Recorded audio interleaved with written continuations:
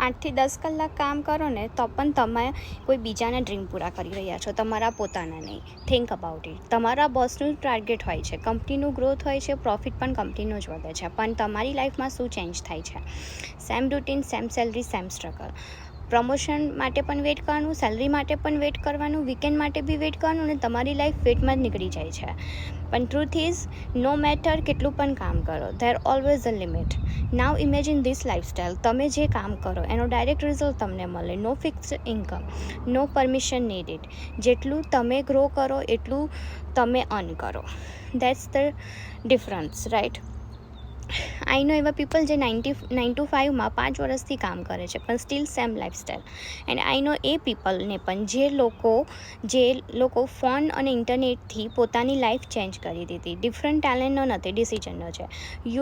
You don't need more time, you need a different vehicle. Same મહેનત પણ right ડાયરેક્શનમાં.